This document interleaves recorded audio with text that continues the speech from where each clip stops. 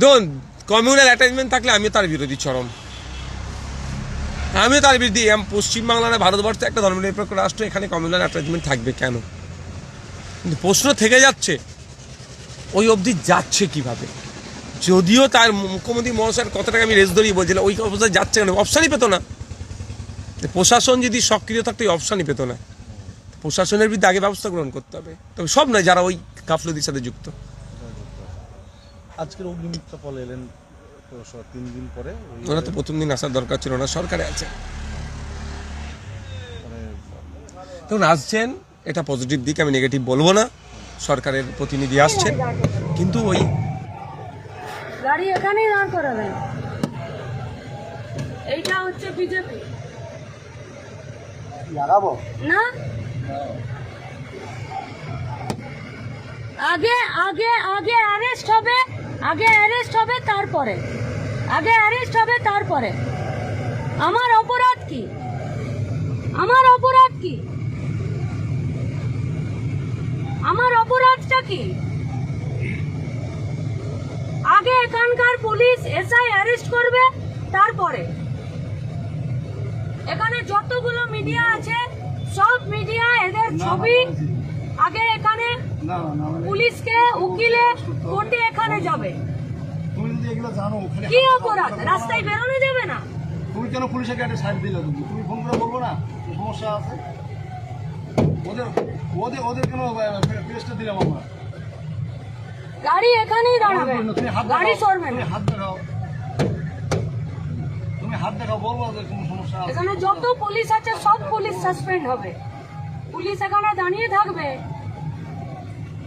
আর এখানে যার যা খুশি এই বিজেপি রেকর্ড আছে তো, দর্শকদেরকে বা খুনিদেরকে, সে আফরাজুল বলুন বা বিলকিস বানো বলুন, জেল থেকে ছাড়ানোর পরে মালা পরিয়ে বরণ করেছে। আমি পশ্চিমবাংলায় এই ধরনের দৃষ্টান্ত তৈরি হবে না। আমি আশা করব ফাস্ট ট্র্যাক কোর্টের মাধ্যমে দ্রুততার সাথে শাস্তি দিক, এবং পশ্চিমবাংলা যে নতুন সরকার এসেছে জিরো টলারেন্সের প্রমাণ দেখানোর এটা বড় একটা প্ল্যাটফর্ম বা সুযোগ আছে। এটাই মুখ্যমন্ত্রীও তো আসছে। অবশ্যই ওয়েল অ্যান্ড গুড, কিন্তু শুধু এসে চলে গেলে হবে না, বিচারটা পাইয়ে দিতে হবে। আপনিও যাচ্ছেন? অবশ্যই। হ্যাঁ, আমি গত রাত্রি দেখলাম মর্মান্তিক ঘটনা। আজকে বাচ্চা ছেলেরাদের যাদের পড়াশোনা শিক্ষার সাথে খেলাধুলার সাথে জড়িয়ে থাকা দরকার, তারা এই ধরনের কাণ্ড কারখানা করে ফেলছে। তাহলে আমাদের মনে হয় কোনো না কোনো জায়গায় আমাদের যারা শিক্ষার্থী যারা আছেন তাদেরকে আমরা, যারা স্টুডেন্ট আছেন তাদেরকে আমরা সেই শিষ্টাচার শেখাতে পাচ্ছি না, না কোনো জায়গায় দুর্বলতা আছে, সেটা আমাদের খুঁজে বার করা দরকার। তবে এই ঘটনা যারা ঘটিয়েছে তাদের বিরুদ্ধে ব্যবস্থা গ্রহণ করতে হবে, কোনো ছাড় পাবে না।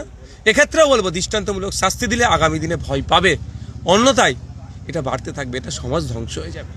প্রত্যক্ষদর্শী বার করা হয়, আমার হাত দিয়েই জল থেকে উপরে তুলি, ফলে একটু হলেও আমি সারা রাত ঘুমোতে পারিনি।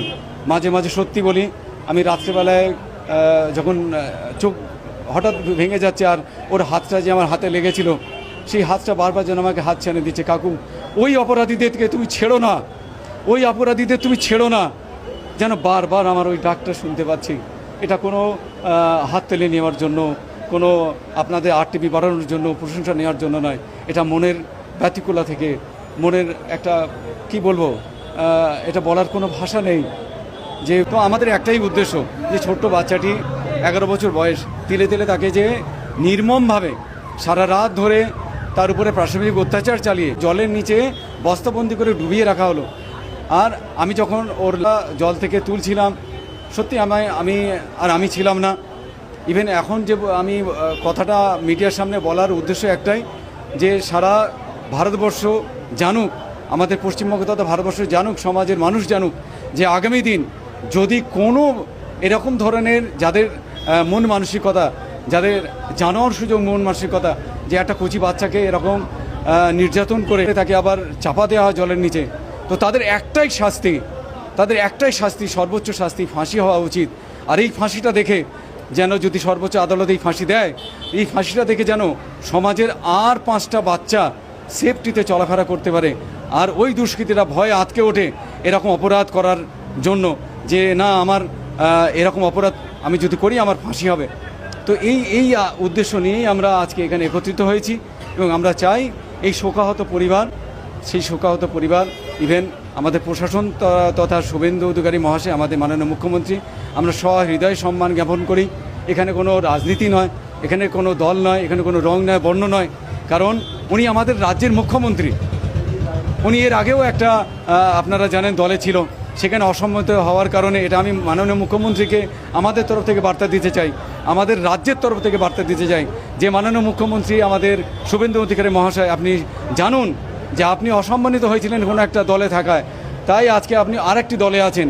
মেবি আগামীতে যদি আপনি এই দলে অসম্মানিত হন, আরও কোনো একটা দলে যাবেন, কিন্তু আমরা যে রাজ্যবাসী, আপনি যে আমাদের প্রতিনিধি, আগামী দিন যদি আপনিও আমাদের পাশে থাকেন, আমরা আপনাকে জীবনে ভুলব না, আপনার পাশে থাকব।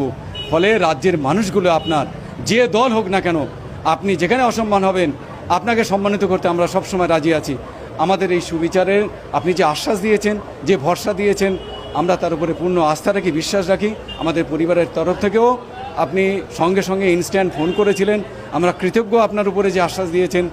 আর আমরা চাই তাদের যারা অপরাধী, তাদের সর্বোচ্চ শাস্তি, সেই দাবিতেই আমরা একত্রিত। আর এই দাবি, এই যে আমাদের শাস্তি হোক, আপনারা যে মিডিয়া আসছেন, আপনাদের মাধ্যমে আমরা তুলে ধরতে চাই। প্রত্যক্ষদর্শী বার করা হয়, আমরা হাত দিয়েই জল থেকে উপরে তুলি, ফলে একটু হলেও আমি সারা রাত ঘুমোতে পারিনি। মাঝে মাঝে সত্যি বলি, আমি রাত্রেবেলায় যখন চোখ হঠাৎ ভেঙে যাচ্ছে, আর ওর হাতটা যে আমার হাতে লেগেছিল, সেই হাতটা বারবার যেন আমাকে হাত ছেড়ে দিচ্ছে, কাকু ওই অপরাধীদেরকে তুমি ছেড়ো না, ওই অপরাধীদের তুমি ছেড়ো না, যেন বারবার আমার ওই ডাকটা শুনতে পাচ্ছি। এটা কোনো হাত তেলে নেওয়ার জন্য, কোনো আপনাদের আরটিভি বাড়ানোর জন্য, প্রশংসা নেওয়ার জন্য নয়, এটা মনের ব্যতিকুলা থেকে, মনের একটা কি বলবো, এটা বলার কোনো ভাষা নেই, যে ভাষা হারিয়ে গিয়েছে। তবে একটাই কথা, যে সমাজ তোমরা জাগো, তোমাদের বাচ্চারাও আগামী দিন এরকম হতে পারে। কোথাও হলে তাদেরকে হয় অন দ্য স্পট পাবলিক মিলে তাদের কোনো এফআইআর হয় না, আর নাইলে সর্বোচ্চ আদালত এরকম আন্দোলনের মাধ্যমে তাদের ফাঁসির দাবিতে আমরাও আপনাদের পাশে আছি, যেভাবে আপনারা আমাদের পাশে আছেন। অবশ্যই চিনি, তারা আমাদেরই এলাকার, এখানে বসবাসকারী। যে সমস্ত নামগুলো উঠে এসেছিল, আমরা নিজেই ধরে পুলিশকে, প্রশাসনকে দিয়েছিলাম। ইভেন আরও যারা এখানে অপরাধী, তাদেরকে প্রশাসন আস্থা দিয়েছে, তাদেরকে ধরে তাদেরকে অবশ্যই যথাযথ শাস্তি দেবেন।